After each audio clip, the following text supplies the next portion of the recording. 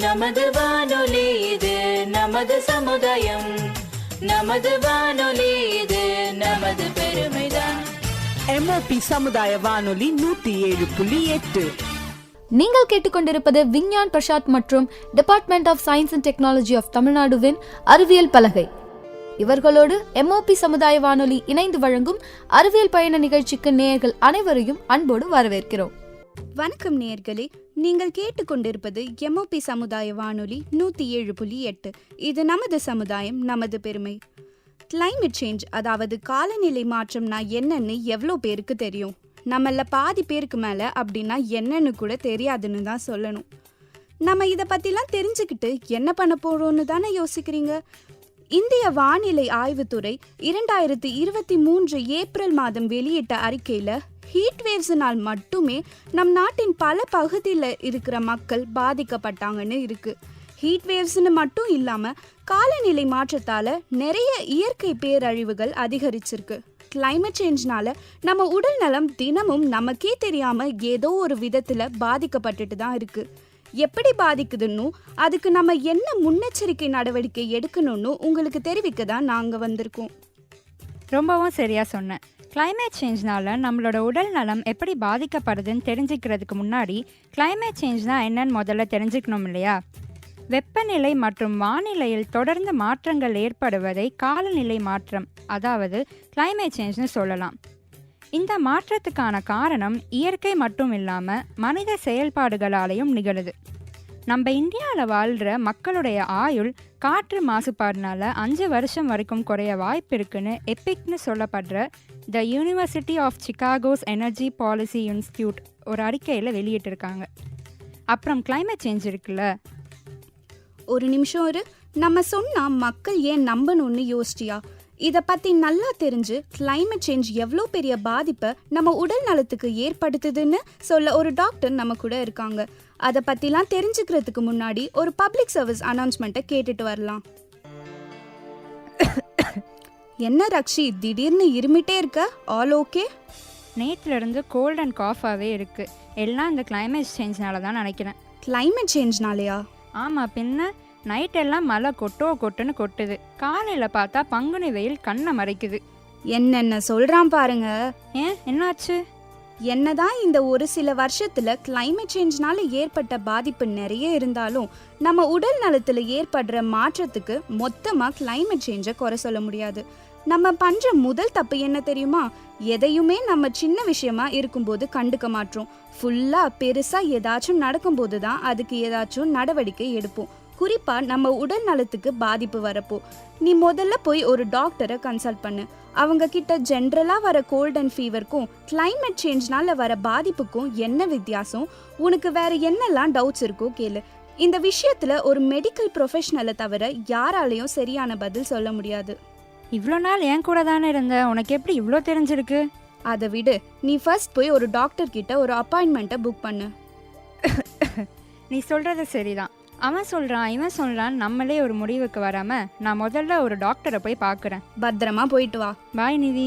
பொதுநலன் கருதி வெளியிடுவோர் MOP சமுதாய வானொலி 107.8. இது நமது சமுதாயம், நமது பெருமை. வணக்கம் நேயர்களே, நீங்கள் கேட்டுக்கொண்டிருப்பது MOP சமுதாய வானொலி 107.8.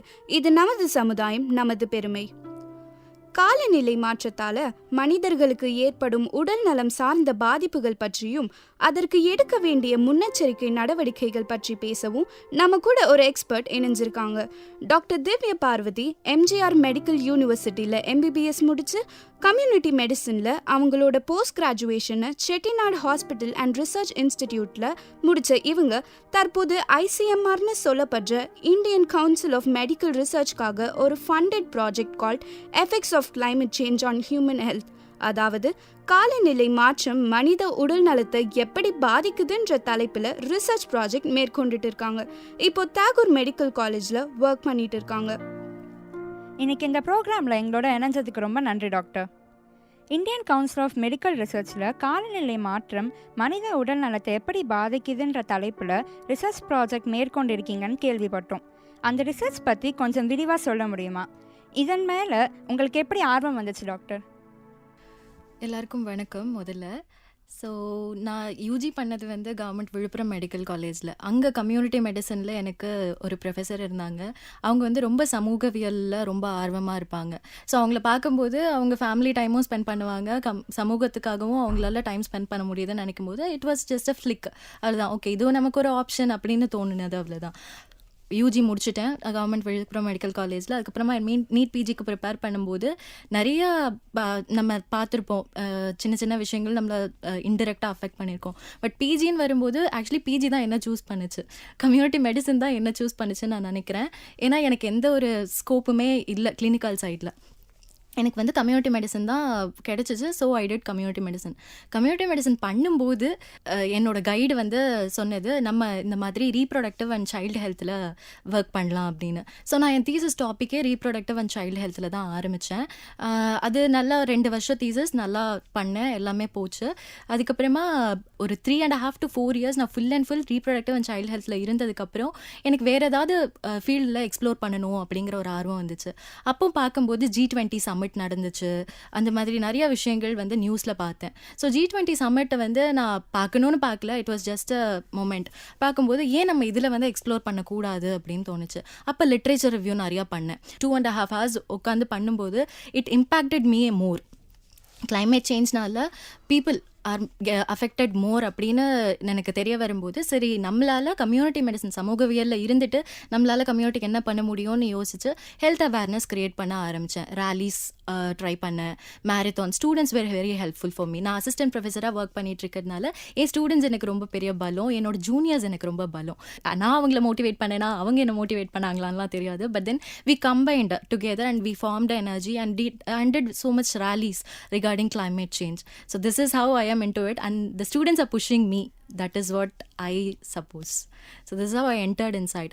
So அதனால இது ரேலிஸாகவும் ஹெல்த் அவேர்னஸாகவும் ஹெல்த் எஜுகேஷனாகவும் நான் பண்ணிட்டு இருக்கும்போது ஐ தாட் ஒரு ரிசர்ச் ஓரியன்டாக நம்ம ஏன் இறங்கக்கூடாது, நமக்கு இவ்வளோ தெரியுது, இன்னும் கொஞ்சம் தெரிஞ்சுக்கிறதுக்கு என்ன பண்ணலாம் அப்படின்னு யோசிக்கும்போது I asked my juniors, I asked my seniors and they gave me some inputs. அதை வச்சு நான் ஒரு ப்ரப்போசல் ரெடி பண்ணி ICMRக்கு சப்மிட் பண்ணியிருக்கேன். ஸோ அதில் வந்து முக்கியமான விஷயம் என்ன அப்படின்னா, நம்மளால் சின்ன சின்ன ஸ்டெப்ஸ் எடுக்கிறதுனால கிளைமேட் சேஞ்சை எப்படி நம்ம வந்து மாற்ற முடியும், இல்லை கிளைமேட் சேஞ்ச் நடக்காமல் இருக்கிறதுக்காகவோ, இல்லை கிளைமேட் சேஞ்ச் நடந்தால் நம்மளை அதிலேருந்து எப்படி காப்பாற்றிக்க முடியும் அப்படிங்கிற மாதிரி ஒரு கொஸ்டினை ரெடி பண்ணி அதுக்கு ஒரு ப்ரப்போசல் ரெடி பண்ணி என் கைடு மூலியமாக நான் சப்மிட் பண்ணியிருக்கேன் ஒரு ஃபண்டட் ப்ராஜெக்ட்டுக்கு. This is how I entered inside. Thank you doctor. காலநிலை என்பது மாறிட்டே இருக்கு. இது மனித உடல் நலத்திற்கு ஏதாவது பாதிப்பை ஏற்படுத்துதா? காலநிலை மாற்றம் அப்படிங்கிறது வந்து நம்ம 2 விஷயமா பார்க்கலாம். ஒன்று வந்து கிளைமேட், இன்னொன்று வெதர். ஸோ வெதர்னால் நமக்கு எப்போவுமே தெரியும், நம்ம சென்னையில் எப்போவுமே இருக்கிறது தான். மார்னிங் பார்த்தீங்கன்னா நல்லா சன்னியாக இருக்கும், ஈவினிங் ஆக ஆக நைட்டில் நல்லா மழை பெய்யும். So this is called as weather. So it can change within minutes, within hours. But climate அப்படிங்கிறது it's a chronic state of வெதர்னு கூட நம்ம சொல்லலாம். ஸோ சீசனோட நம்ம ஒப்பிட்டு பார்க்கும்போது seasonal change is also influencing towards climate சேஞ்சுன்னு தான் நான் சொல்லுவேன். ஸோ இப்போ கிளைமேட் சேஞ்சுங்கிறது வந்து வெறும் நம்மளோட டெம்பரேச்சரோ இல்லை அந்த ஹீட் எந்த அளவுக்கு நம்ம எக்ஸ்பீரியன்ஸ் பண்ணுறோம் அப்படிங்கிறது மட்டும் கிடையாது, இல்லை கோல்டாக எக்ஸ்போஸ் ஆகிறோமாங்கிறது மட்டும் கிடையாது. It depends on the quality of air also. So நம்ம சுவாசிக்கிற காற்றுல எந்த அளவுக்கு டஸ்ட் பார்ட்டிகல்ஸ் இருக்குது, எந்த அளவுக்கு ஸ்மோக் இருக்குது, எந்த அளவுக்கு ஆக்சிஜன் இருக்குது, எந்த அளவுக்கு நைட்ரோஜன் இருக்குது, கார்பன் டை ஆக்சைடு இருக்குது அப்படிங்கிறது, அண்ட் காற்றுல எந்த அளவுக்கு ஈரப்பதம் இருக்குது அப்படிங்கிறதையும் பொறுத்து. ஸோ இப்போ இந்த க்ரீன் ஹவுஸ் கேஸஸ்ன்னு சொல்லப்படுற இந்த நைட்ரிக் ஆக்சைடோ இல்லை சல்ஃபர் டை ஆக்சைடோ அதிகமாகும்போது இதோட எஃபெக்ட் கம்மியாகிடுது இல்லையா? ஸோ இதனால வர்றது தான் இந்த கிளைமேட் சேஞ்ச். இது எப்படி நம்மளை வந்து ஹெல்த்தை இன்ஃப்ளூயன்ஸ் பண்ணுது அப்படின்னு பார்த்தோன்னா, நம்ம சின்ன வயசில் எந்திரிச்சு பார்க்கும்போது பார்த்துருப்போம், மிஸ்ட், கதவை திறந்த உடனே ஜன்னலை திறந்த உடனே மிஸ்ட் இருக்கும், ஃபாக் இருக்கும். நம்ம அதை சுவாசிக்கும் போது நமக்கு புத்துணர்ச்சி மாதிரி இருக்கும். ஆனால் இப்போ நம்ம கதவை திறந்தோன்னா ஸ்மாக் தான் இருக்குது.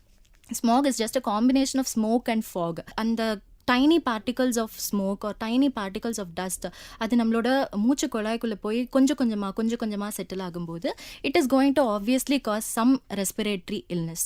That is what is the effect of climate change in simple related to air quality alone. So இதில் வந்து 2 ஃபேக்டர்ஸ் இருக்குது. வல்னரபிலிட்டி ஃபேக்டர்ஸ்னு ஒன்று சொல்லுவோம், சென்சிட்டிவிட்டி ஃபேக்டர்ஸ்னு ஒன்று சொல்லுவோம். வல்னரபிலிட்டி ஃபேக்டர்ஸ்ன்னு பார்க்கும்போது அது எப்படி நம்மளோட ஹெல்த் இன்வால்வ் பண்ணுது அப்படின்னு பார்க்கும்போது என்விரான்மெண்ட். ரெண்டாவது வந்து டெமோகிராஃபிக் ஃபேக்டர்ஸ். ஒரு கிலோமீட்டர் ரேடியஸ்க்குள்ளே எத்தனை மக்கள் இருக்காங்க, அவங்க எவ்வளோ ஏர் கண்டிஷனர் யூஸ் பண்ணுறாங்க, எவ்வளோ ரெஃப்ரிஜரேட்டர்ஸ் யூஸ் பண்ணுறாங்க, எவ்வளோ வண்டி யூஸ் பண்ணுறாங்க, எவ்வளோ க்ரீன் ஹவுஸ் கேஸஸ் எமிட் பண்ணுறாங்க அப்படிங்கிறத பொறுத்தது. ஸோ டெமோகிராஃபிக் ஃபேக்டர்ஸ்ன்னு சொல்லுவோம் இதை. என்விரான்மெண்டல் ஃபேக்டர்ஸ் வந்து நான் இப்போ இது வரைக்கும் சொன்னது எல்லாமே. அதை தவிர்த்து சோஷியோ எக்கனாமிக் ஃபேக்டர்ஸ்ன்னு ஒன்று இருக்குது. அதாவது ஒரு ஹோம்லெஸ் பீப்புள் வந்து ஒரு கிளைமேட் சேஞ்சால் அதிகமாக பாதிக்கப்படுவாங்க compared to a person who is having a roof over his head. ஆப்வியஸாக ரெயின்ஃபால் வரும்போது, ரெயின்ஃபால் தண்ணி தேங்கும்போது அதுலேருந்து வர mosquitoes obviously is going to cause disease to a homeless person more. So அது வந்து வல்னரபிலிட்டி ஃபேக்டர்ஸ். ஸோ இதை நம்ம முதல்ல அட்ரஸ் பண்ணணும். இது இன்டெரக்ட் காஸாவா டைரக்ட் காஸான்னு நம்ம ஆராய்ச்சி பண்ணாமல் இது ஒரு காஸ். ஸோ இதை முதல்ல அட்ரஸ் பண்ணணும். This is going to impact health. And sensitivity ஃபேக்டர்ஸுங்கிறது நம்மளோட இன்டர்னல் பாடி மெக்கானிசம்ஸஸ் பேஸ் பண்ணுது. நம்ம எந்த அளவுக்கு எக்ஸ்போஸ் ஆனால் அஃபெக்ட் ஆகிறோம், எந்த அளவுக்கு நம்ம ரெசிஸ்டண்ட்டாக இருக்கோம், எந்த அளவுக்கு நம்மளோட இம்யூனிட்டி இருக்குது அப்படிங்கிறது பொறுத்தது. ஸோ இந்த சென்சிட்டிவிட்டி ஃபேக்டர்ஸுங்கிற இந்த இன்டர்னல் என்விரான்மெண்ட்டையும் வல்னரபிலிட்டி ஃபேக்டர்ஸுங்கிற இந்த எக்ஸ்டர்னல் என்விரான்மெண்ட்டும் கம்பைண்டாக தான் நம்மளோட ஹெல்த்தை வந்து அஃபெக்ட் பண்ணுது. ரொம்பவும் சரியாக சொன்னீங்க டாக்டர். முந்தைய காலங்களை விட இப்போது காலநிலை மாற்றம் உடல் நலத்தை எப்படி பாதிக்குதுன்னு மக்களுக்கு விழிப்புணர்வு ஏற்பட்டிருக்குன்னு சொல்லலாம். கோல்டுன்னு ஒன்று வந்தாலே அது கிளைமேட் சேஞ்ச்னாலன்னு நிறைய பேர் சொல்கிறாங்க. சாதாரணமாக வர கோல்டுக்கும் கிளைமேட் சேஞ்ச்னால உடல் நலம் பாதிக்கப்படுறதுக்கும் என்ன வித்தியாசம் டாக்டர்?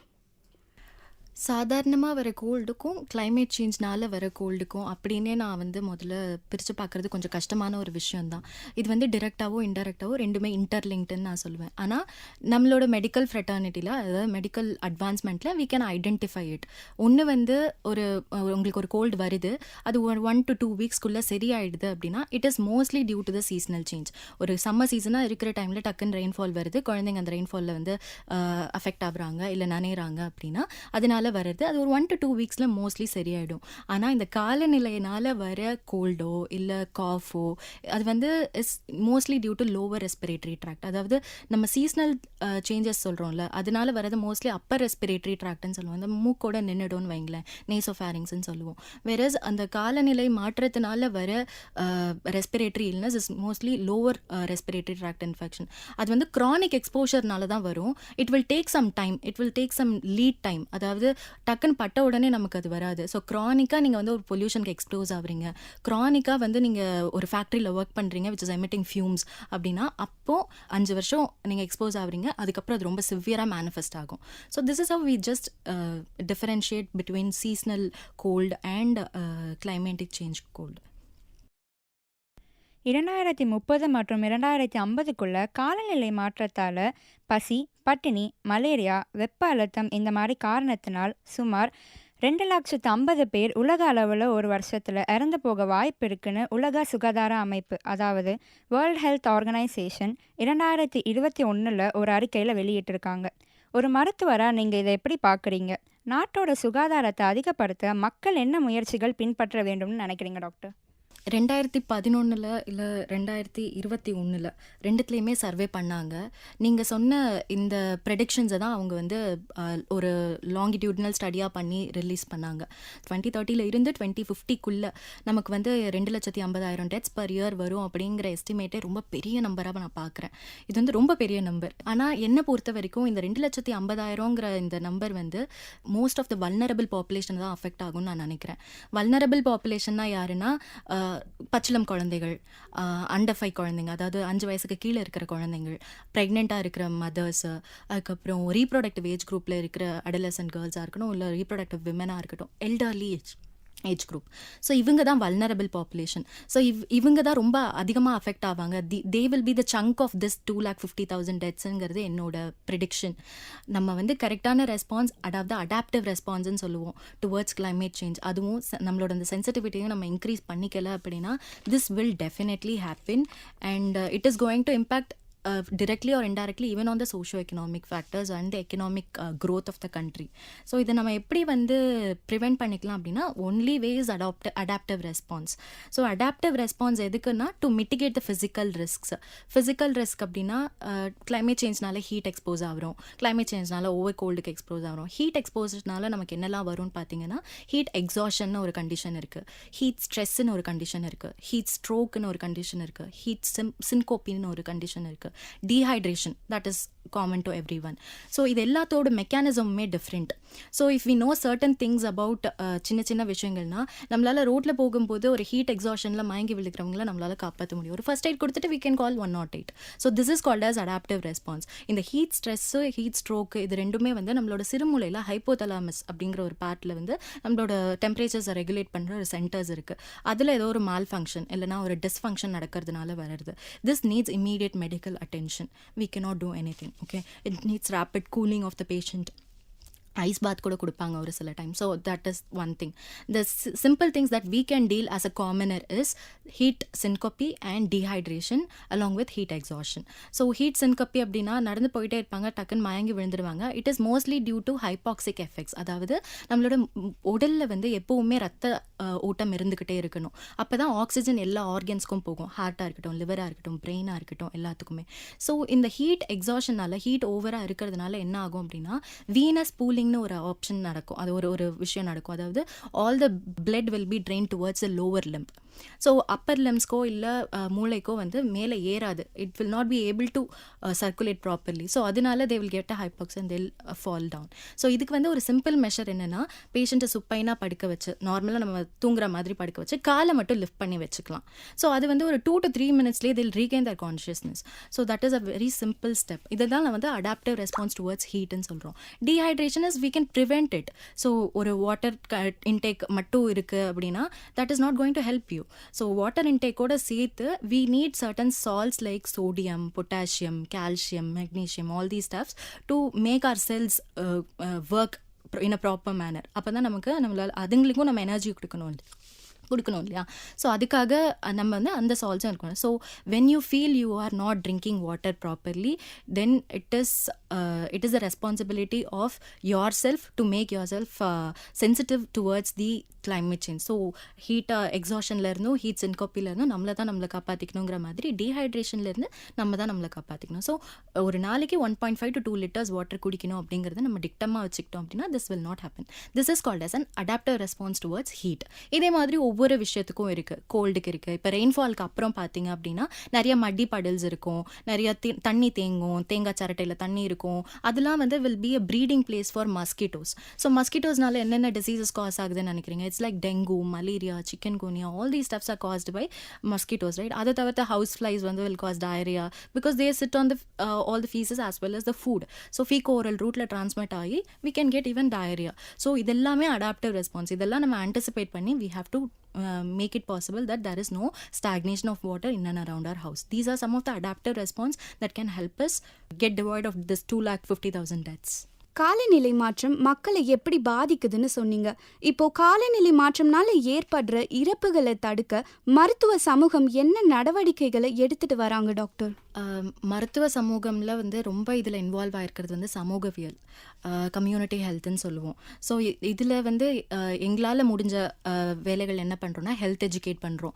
ஹெல்த் எஜுகேஷனுங்கிறது வந்து சும்மா போய் அவங்களுக்கு வந்து இதெல்லாம் பண்ணுங்க, அதெல்லாம் பண்ணுங்க, இதெல்லாம் பண்ணாதீங்க அப்படின்னு சொல்கிறது மட்டும் இல்லாமல் அவங்கள நாங்கள் வந்து இன்வால்வ் பண்ணுறதுக்காக, அதாவது கம்யூனிட்டி ரெசிலியன்ஸ் அண்ட் கம்யூனிட்டி பார்ட்டிசிபேஷனை இன்க்ரீஸ் பண்ணணும். அதாவது இப்போ வந்து கம்யூனிட்டி பார்ட்டிசிபேஷனுங்கிறது கம்யூனிட்டி என்கேஜ்மெண்ட்டாக மாறி இருக்கு. So they are involving themselves towards the climate change. அதுதான் எங்களோட மோட்டோ இப்போதைக்கு. அதனால நாங்கள் என்ன பண்ணுறோம்னா ஹெல்த் எஜுகேஷனை டிஃப்ரெண்ட் ஃபார்ம்ஸில் கொடுக்குறோம். We are going through pamphlets, we are organising rallies for them, we are doing marathon for them. ஒரு டாக்டர் கம்யூனிட்டியில் ஒரு மெடிக்கல் ஸ்டூடெண்ட்ஸை கூப்பிட்டு போய் நாங்கள் we are doing marathon so that there is some effect on them. So health education was the first thing.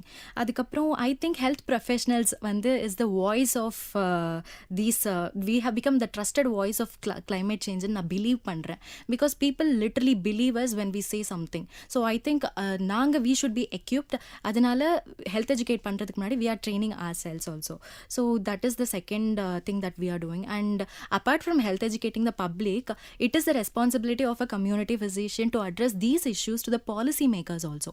So stakeholders கிட்டையும் நாங்கள் வந்து இந்த மாதிரி சேஞ்சஸ் இந்த என்வரான்மெண்ட்டில் கொண்டு வந்தீங்க அப்படின்னா இந்த climate changeனால வர இறப்புகளை நம்மளால் எஃபெக்டிவாக தடுக்க முடியும் அப்படிங்கிறது வந்து நம்ம ஒரு லோவர் கேடர்லேருந்து புஷ் பண்ணி ஒரு ஆப்ரேஷனல் ஸ்ட்ராட்டஜி ரெடி பண்ணி ஒரு இம்ப்ளிமெண்டேஷன் ஸ்ட்ராட்டஜி தூரம் வரைக்கும் கொண்டு போகிறதுக்கு நாங்கள் அதை ஹெல்ப் பண்ணுறோம். நான் பிலீவ் பண்ணுறேன் and we are doing it. Second is fourthly is decarbonizing our environment. Like எனக்கு தெரிஞ்சு ஐ எம் நாட் டாக்கிங் என்ன சொல்கிறது, பார்க்காம சொல்லலை. I have witnessed certain medical colleges, certain health facilities, research institutes making their campus carbon free. Like we have smoke free areas, right? And the madri carbon free areas are there in many of the medical practicing areas. Even certain clinics have medical clinics are doing these stuffs. Like they are not allowing any carbonated vehicles, like petrol diesel use pandra vehicles ulla allow panna matanga. It's only through smart bikes, which is called as cycles or electric scooters, all those stuffs. That is a small initiative, but it can be a big impact on climate. So siru thuli perivellamnu solromla, so andha madri. So decarbonizing is another thing. Apart from these efforts, I think timely preparedness is very important. If suppose dengue is being in rise, Nipah is seen in Kerala. So in the madri disaster preparedness ku we are really prepared for all those stuffs. So adu manpower ah irukattum, material resources ah irukattum, we are prepared to protect the people as much as possible through groundworks. So vanda peragu treatment pandrathu vera, we are doing the groundworks like going and clearing all the places that is of mosquito prone areas. So vector breeding sites alla identify panni we are eliminating it. Dry days follow pannunga nu solli we are advising them. Dry days is nothing but every house is advised to have their pots, all those stuff that they are keeping in the what do you say, the plants, flower pots அதெல்லாம் வச்சுருக்காங்கல்ல, அதெல்லாம் தண்ணி தேங்கும், அங்கெல்லாம் mosquito உட்காரும். So அந்த இடத்தெல்லாம் நீங்கள் try ஒரு நாள் மட்டும், வாரத்தில் ஒரே ஒரு நாள் மட்டும் ட்ரையாக வச்சுக்கிட்டீங்க அப்படின்னா there is no possibility of breeding of any mosquito larva there. So இதெல்லாம் நாங்கள் பண்ணுறோம். So emergency preparedness. And finally லாஸ்ட்டாக ஹெல்த் ரிலேட்டட் இல்னஸ்க்கு கேஷுவாலிட்டியில் we are training for. இப்போ சப்போஸ் சம்மர்னா heat stroke, heat exhaustion, heat syncope வந்துச்சுன்னா even the nurses are trained for attending the patients in case of emergency. Even though there is and the PHCs la, sub centers la, nurses are also even trained, so that it would be a help for the medical officer there to give a hand in case of emergency. So adukapra adu thavirtha IDSP nu or program irukku, integrated disease surveillance project or program. ivanga enna pandranga or 20 to 22 diseases notifiable diseases nu maatitaanga. enga or fever vandalum it should be noted in HMIS, health management information system la. So these are some of the things initiated by the medical fraternity. I think medical fraternity has initiated and is in progress, and it should do more also. Climate change உடல் நலத்தை நேரடியாக பாதிக்குமா இல்லை மறைமுகமாக பாதிக்குமா? இது சுற்றுச்சூழல், சமூகம் மற்றும் பொது சுகாதாரத்தை தீர்மானிக்கப்படுதா டாக்டர்? நேரடியாக பாதிக்குதா மறைமுகமாக பாதிக்குதா அப்படின்னா, நேரடியாக கொஞ்சமும் மறைமுகமாக நிறையாவும் பாதிக்குதுன்னு தான் நான் சொல்லுவேன். ஆனால் பாதிக்குது. நம்மளோட அல்டிமேட் எய்ம் என்னென்னா அது பாதிக்குதா இல்லையா, அதுக்கு என்ன பண்ண வேணும் அப்படிங்கிறது தான். காசை கண்டுபிடிக்கிறதுனால நம்ம எதுவும் பண்ண போகிறதில்ல. என்ன இழப்புகள் நடக்குதோ அதை நம்ம தடுக்கணும் இல்லையா. So yes, definitely there is a impact of directly as well as indirectly. இது ஒரு பப்ளிக் ஹெல்த்தாக இது ஒரு விஷயமாக நம்ம கன்சிடர் பண்ணணும்னா கண்டிப்பாக கன்சிடர் பண்ணணும். இப்போ பேசிக்காக ஒரு விஷயம் கேட்குறேன், நம்மளால் எத்தனை பேரால் ஃப்ரிட்ஜ் இல்லாமல் வீட்டில் இருக்க முடியும்? கஷ்டம். ஏசி இல்லாமல் இருக்க முடியும்? கஷ்டம். This was not the case in the previous generation. So previous generations luxury has become our basic necessity. I don't blame our generation, I don't blame the future generation also, but then the only thing is what we can do is a sustainable development. Sustainable development na enna, நம்மளோட தேவைகளை achieve பண்றதுக்கு என்னென்ன பண்றோமோ that should never ever hinder the ability of the future generation to seek their own basic necessities. இது சின்ன எக்ஸாம்பிளோட சொல்லணும் அப்படின்னு பார்த்தீங்கன்னா, நீங்கள் தண்ணி எடுக்கிறதுக்காக போர் போடுறோம் நம்ம. நீங்கள் போர் போட்டு உங்கள் ஜென்ரேஷனில் தண்ணி எல்லாத்தையும் எடுத்துருவோம் நம்ம. But what is the plight of the next generation who is in need of water for basic necessities? So it becomes our responsibility to plant more and more of trees so that the ground water table is still balanced. So this is called as sustainable development, and I believe this sustainable development will eventually lessen all the effects of climate change. Sustainable development குறித்து நல்லா தெளிவாக சொன்னீங்க doctor. Advancing earth and science வெளியிட்ட அறிக்கையில் காலநிலை மாற்றம் ஆண்களையும் பெண்களையும் வெவ்வேறு விதத்தில் பாதிக்குதுன்னு சொல்லுது. அது உண்மையா டாக்டர்? கண்டிப்பாக அது உண்மைதான். ஆண்கள் பெண்கள் எல்லாருமே இம்பார்ட்டண்ட் தான். பட் ஆண்களோட நான் சொன்ன அந்த சென்சிட்டிவிட்டி ஃபேக்டர்ஸுங்கிறது வந்து கொஞ்சம் அதிகம் கம்பேர்ட் டு பெண்கள். ஸோ பெண்களுக்கு வந்து நிறையா இருக்குது, mostly due to the existing gender டிஸ்பாரிட்டிஸ்ன்னு தான் நான் சொல்லுவேன். ஸோ டிஸ்ப்ரப்போர்ஷனேட் வல்னரபிலிட்டின்னு சொல்லுவோம் இதை வந்து. ஏன்னா ஆண்களோட உடல்வாகும் பெண்களோட உடல்வாகும் சரி கிடையாது, ஐ மீன் நிகர்படுத்த முடியாது. பெண்களுக்கு மாதவிடாய் அந்த மாதிரி நிறையா விஷயங்கள் இருக்குது. So limited access to resources கூட ஒரு விஷயம்தான். பெண்களால் நிறையா விஷயங்களில் வெளியில் வந்து பண்ண முடியாது அப்படிங்கிறதும் ஒரு விஷயம்தான். So responsibilities, I'm not saying men are not responsible, but the amount of chores that we have in our head as women to make the household go in the flow, to make our work go in a progress, all these stuffs are not the same for the men also. So the mental exhaustion na solluvom, that will definitely affect the body immune system, that will definitely cause stress, indirect or direct. Steroids is always going to be released from our body. So இதெல்லாம் தான் வந்து பெண்கள் வந்து அதிகமாக பாதிக்கப்படுறாங்கன்னு சொல்கிறதுக்கான ஒரு காரணம். So health wise அப்படின்னு பார்த்தோன்னா நமக்கு வந்து menstrual flush இருக்கும் every phase of our life, from birth till menopause or till our death. We have different hormonal changes in our body, which is not common in men. Men will have hormonal changes but not as drastic as us. So என்ன சொல்ல வரேன்னா menstrual flushன்னு ஒன்று இருக்குது. menstrual flushனா ஒரு hormonal ஒரு blast நடக்கும் ஒரு சில டைமில். அந்த ஹார்மோனல் blast நடக்கும்போது we have mood swings, all those stuffs because of the hormones. It is not our character or our ability, it is because of the hormones. So இந்த hormonal changes வரும்போது we will be more prone towards dehydration. இந்த hormonal changes வரும்போது we will be more prone towards stress. So இப்போ இந்த climatic factor, இந்த environmental ஃபேக்டரும் நம்மளை அந்த டைமில் அஃபெக்ட் ஆகும்போது obviously there is a chance of getting affected more. So that is one thing. இது வந்து மென்ஸ்ட்ரல் ஃப்ளஷ்னால வருது. அண்ட் போஸ்ட் மெனோபாசல் விமனில் பார்த்தீங்க அப்படின்னா, அதாவது போஸ்ட் மெனோபாசல் விமன்னா 50 வயசுக்கு அப்புறம் மாதவிடாய் நின்றும். அதாவது முட்டைப்பையிலேருந்து சுரக்கிற ஹார்மோன்ஸ் வந்து வராது. ஸோ அதனால என்ன ஆகும் அப்படின்னா, நம்ம பாடியில் போன்ஸ் இருக்குல்ல, அதுக்கு முட்டைப்பையிலேருந்து சுரக்கிற ஒரு ஹார்மோன் தேவைப்படுது, ஈஸ்ட்ரோஜன்கிற ஒரு ஹார்மோன் தேவைப்படுது. அப்போ தான் போன் ரிசாப்ஷன் நடக்காமல் கம்மி பண்ணும். அப்போ வந்து நமக்கு போனோட ஸ்ட்ரென்த்தும் கம்மியாகுது போஸ்ட் மெனோபாசல் பீரியடில். இப்போ போனோட ஸ்ட்ரென்த் கம்மியாகுது, நமக்கு ஹார்மோனல் சேஞ்சஸ் வருது, ஸ்ட்ரெஸ் ஃபேக்டர்ஸ் நிறையா இருக்குது, இம்யூனிட்டி கம்மியாக இருக்குது. அப்படிங்கும்போது இந்த டைமில் if you going in a sunny road, obviously you are prone to get dehydrated, you are prone to get heat exhaustion, right? So that is what is the main concept. இதை வந்து நம்ம address பண்ணலாம். The only thing is the lack of representation of women in the policy making or decision making area. So we are been represented everywhere. நான் வந்து நம்மளை represent பண்ணவே இல்லை அப்படின்லாம் நான் சொல்லலை. But the policy making or decision making ஏரியாவில் if there is a women who is undergoing these feelings on a daily basis, I think this lack of representation is a cause that we did not have better facilities to make us less vulnerable towards climate change. So lack of representation at the policy level making may be a cause. Yeah, and it is a fact that females are affected more and children are affected more compared to men. நீங்கள் முன்னாடியே சொன்ன மாதிரி எந்த ஒரு நோயாக இருக்கட்டும், அதில் உடனடியாக பாதிக்கப்படுறது முதியவர்களும் குழந்தைகளும் தான். காலநிலை மாற்றத்தோட தாக்கங்களும் இவங்களை அந்த மாதிரி பாதிக்குதுன்னு நீங்கள் சொல்லியிருக்கீங்க. அதுக்கு அவங்க முதியவர்களும் குழந்தைகளும் என்ன நடவடிக்கை எடுக்கலாம்?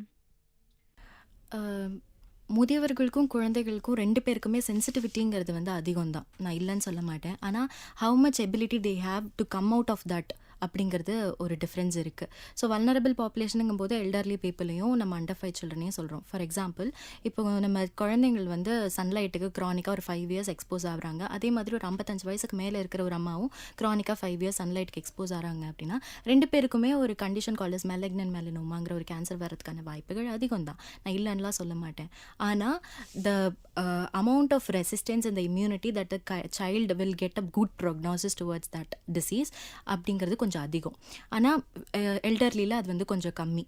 அதாவது சைல்டை வந்து நம்ம ஈஸியாக வந்து ஒரு விஷயங்களை வந்து அடாப்ட் பண்ண விட்டுறலாங்கிற மாதிரி இந்த டிசீஸ்லேருந்து சைல்டை வெளியில் கொண்டு வர்றது easy, because they have a better immune system compared to the elderly people. ஏன்னா எல்டர்லி பீப்புள் சைல்டுக்கு டெவலப் ஆகிட்டு இருக்கு இம்யூன் சிஸ்டம், வேறஸ் எல்டர்லி பீப்புளுக்கு ஆல்ரெடி டெவலப் ஆன இம்யூன் சிஸ்டம் கம்மி ஆகிட்டு இருக்கு. So there is a demyelination being in progress in elderly people. So both of them are vulnerable population, and what they can do is, it is a responsibility as a community, as a family, as a doctor for the respective persons in நினைக்கிறேன். It is not the responsibility of the child or the elderly people. It is our responsibility to protect them. நிறைய மக்களுக்கு already ஏதாவது ஒரு நோய் இருந்துட்டு தான் இருக்கு. காலநிலை மாற்றம் ஏற்கனவே ஒருவருக்கு இருக்கிற ஹெல்த் கண்டிஷன்ஸை இன்னும் மோசமாக்க வாய்ப்பு இருக்கா doctor? Definitely. So heat related இல்னஸ்ன்னு நான் சொன்னேன்ல, இந்த ஹீட் ஸ்ட்ரோக்கு, எக்ஸாஷன், சின்கோபி, இதெல்லாம் வந்து ஆல்ரெடி ஒரு டயபெட்டிக் பேஷண்ட்டோ இல்லை ஆல்ரெடி ஒரு ஹைப்பர் டென்ஷன் பேஷண்ட்டோ இல்லை ஆல்ரெடி ஒரு கார்டியாக் சர்ஜரி பண்ண ஒரு பேஷண்ட்டுக்கோ இதனால் வர தாக்கம் வந்து ஜாஸ்தி. ஆப்வியஸாக இட் இஸ் ஜாஸ்தி, because they take so much of medicines. அதோட அவங்களோட இம்யூன் சிஸ்டமும் கம்மியாக இருக்கும். So obviously first thing is yes. Second is air quality. இந்த ஏர் குவாலிட்டி வந்து எக்ஸாசர்பேட்ஸ் ஆஸ்துமா. ஸோ இப்போ ஆல்ரெடி ஒரு ஆஸ்மா பேஷண்ட் இருக்காங்க, அவங்கள நீங்கள் திரும்ப டெல்லி மாதிரி இருக்கிற ஒரு ஏர் பொல்யூட்டட் ஏரியாவில் நீங்கள் போய் இருங்க அப்படின்னு சொன்னீங்கன்னா, obviously the morbidity and mortality for that particular person is more compared to a person with same severe asthma. ஒரு 2 பேருக்குமே சிவியர் ஆஸ்மா இருக்குது. ஒருத்தர் சென்னையில் இருக்காங்க, ஒருத்தருங்க டெல்லியில் இருக்காங்கன்னு வைங்க. ஸோ டெல்லியில் இருக்கிறவங்களுக்கு exposure of air pollution is more.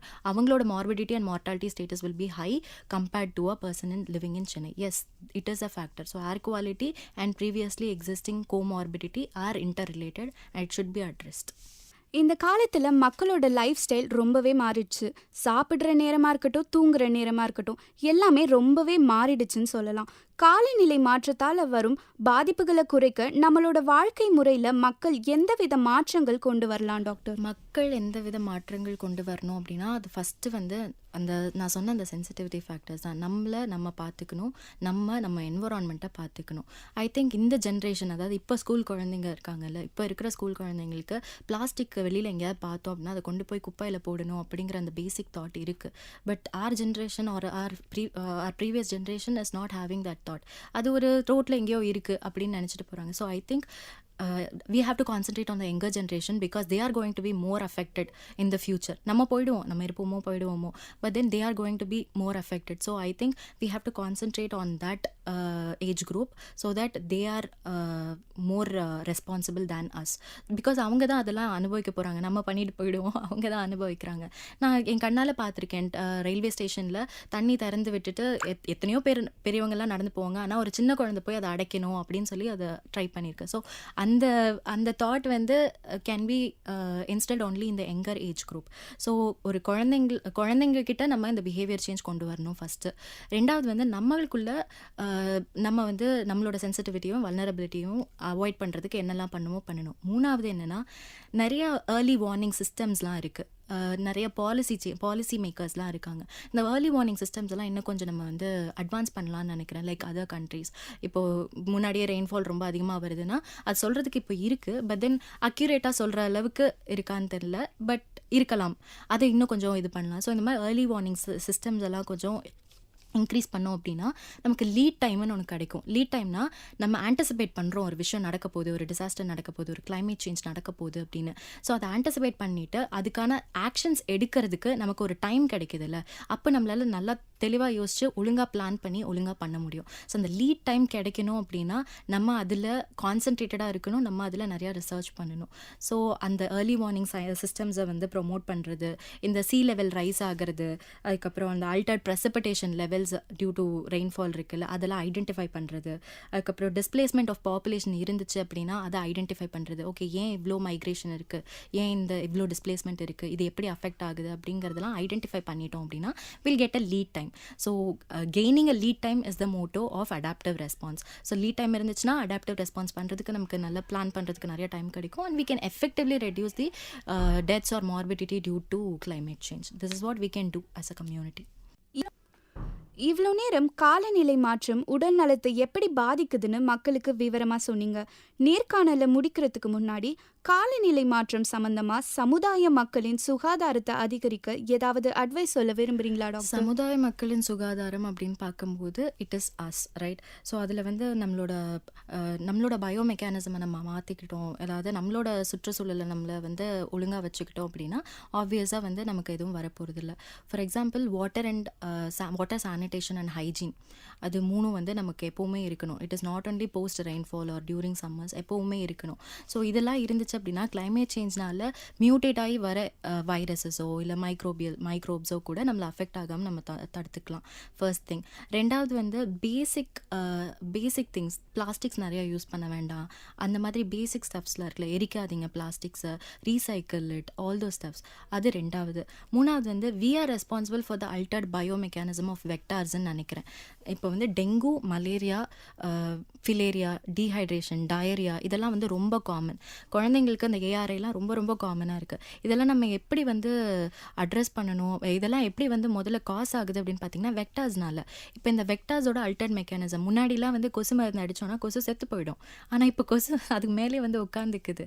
Because they have become resistance. ஒன்று வந்து இப்போ வந்து மலேரியாவில் எங்களுக்கு இருக்கிற மெயின் மலேரியாவை எலிமினேட் பண்ண முடியல அப்படிங்கிறதுக்கான மெயின் ரீசனே என்ன அப்படின்னு பார்த்தீங்கன்னா டூவல் ரெசிஸ்டன்ஸ்ன்னு சொல்லுவோம். அதாவது எங்களுக்கு வந்து மஸ்கிட்டோவும் இன்செக்டிசைடுக்கு ரெசிஸ்டன்ட் ஆகிடுச்சு, நாங்கள் கொடுக்குற ட்ரக்குக்கும் மனுஷங்க ரெசிஸ்டன்ட் ஆகிட்டாங்க. ஸோ எங்களால் 2 பக்கமும் இருந்து அடி வாங்கிட்டு இருக்கோம். ஸோ அந்த மாதிரி it's called dual system. We are getting affected by dual resistance. So இந்த மாதிரி விஷயங்கள் நடக்காமல் தடுக்கணும் அப்படின்னா நம்மளோட சுற்றுச்சூழலை நம்மளே பாதுகாப்பாக வச்சுக்கிறது. If at all you C a factory, என்ன சொல்கிறது, ஒரு ஃபேக்ட்ரி வந்து நிறைய ஃபியூம்ஸை எமிட் பண்ணுறாங்க அப்படின்னா it is our responsibility to take up this in online session and give a report. So at least ஒரு ரிப்போர்ட் பண்ணுறதுனால அது higher officials will be noted. So இந்த altered bio mechanism of the வெக்டார்ஸை நம்ம தான் தடுக்க முடியும். அது நம்ம தான் நம்மளோட வேலையை செய்யணும். இன்னொன்று வந்து அல்டர்ட் வைல்ட் லைஃப் ஹேபிட்டட் இருக்கிற இப்போ நிப்பா வைரஸை எடுத்துக்கோங்களேன். நிப்பா வைரஸ் எப்படி இருக்குது, ஒரு பேட் பழம் சாப்பிட்டுச்சு, அதுலேருந்து வருது. ஏன் பேட் அங்கே வந்துச்சு? நம்ம அங்கே போய் ரெசார்ட் கட்டினதுனால. So it is we are altering their habitat, right? So altered wild life habitat அதை வந்து கொஞ்சம் ரெடியூஸ் பண்ணணும்னு நான் நினைக்கிறேன். Many policy changes have come, but still we have to adhere towards that. அது ஒன்று. இன்னொன்று வந்து எக்ஸ்ட்ரீம் வெதர் ஈவெண்ட்ஸுக்கு வந்து நம்ம ப்ரிப்பேர்டாக இருக்கணும். Because we have done so much of damage to the environment. இதுக்கப்புறம் இதுலேருந்து மீண்டு வர்றதுக்கு it will take decades. So இந்த டீகேட்ஸில் how we can protect our செல்ஃபுங்கிறது நம்ம கிட்ட தான் இருக்குது. ஸோ எக்ஸ்ட்ரீம் வெதர் ஈவெண்ட்ஸ்க்கு வெளியில் போகிறீங்களா, குழந்தைங்க இருக்காங்க, எல்டர்லி பேஷண்ட், அம்ப்ரெல்லா எடுத்துகிட்டு போங்க, ஃபுல்லாக கவர்டாக ட்ரெஸ் போட்டுட்டு போங்க, சன்ஸ்க்ரீன் போட்டுக்கோங்க. இல்லை நீங்கள் வந்து வீட்டுக்கு திரும்பி வரும்போது கை காலில் வாஷ் பண்ணிவிட்டு உள்ளவாங்க. சின்ன ஸ்டெப்ஸ், அந்த சின்ன ஸ்டெப்ஸு டிசீசஸை குழந்தைங்களையும் எல்டர்லியும் கண்டிப்பாக ப்ரிவெண்ட் பண்ணும். It is going to give a massive response also. இது வந்து 1 நாள் 2 நாளில் நடக்கிற விஷயம் கிடையாது. It's a sensitised behaviour. So சீக்வென்ஷியலாக யூ ஹேவ் டு ஒரு பிஹேவியரல் தெரப்பி கொடுக்குற மாதிரி தான் கம்யூனிட்டிக்கே. ஸோ ஒரு sequential behavioural therapy has to be initiated by the community physicians and community engagement is more necessary for this. உங்களோட பிஸி ஸ்கெடியூலில் எங்களுக்காக நேரம் ஒதுக்கி மக்களுக்கு காலநிலை மாற்றத்தினால வரும் உடல்நல பாதிப்பு குறித்தும் பாலிசி மேக்கர்ஸ் எந்த வகை நடவடிக்கை எடுக்கணும்னு விவரமாக சொன்னதுக்கு ரொம்ப நன்றி டாக்டர். எல்லாரும் இந்த நிகழ்ச்சி மூலமா காலநிலை மாற்றத்தினால உடல் நலத்துல வரும் பாதிப்புகள் குறித்தும் அதற்கு என்ன முன்னெச்சரிக்கை நடவடிக்கை எடுக்கலாம்னு தெரிஞ்சுக்கிட்டீங்கன்னு நம்புறோம். நீங்க கத்துக்கிட்ட விஷயத்த உங்ககிட்ட மட்டும் வச்சுக்காம யாம் பெற்ற இன்பம் பெருக வையகம் என்ற சொல்லை பின்பற்றி உங்க நண்பர்கள், உறவினர்கள்னு எல்லார்கிட்டையும் சொல்லுங்க. இன்னும் நிறைய செய்திகளை தெரிஞ்சுக்க MOP சமுதாய வானொலி 107.8 தொடர்ந்து கேளுங்க. நான் உங்கள் நிவேதிதா. நான் உங்கள் ரக்ஷிதா. நன்றி.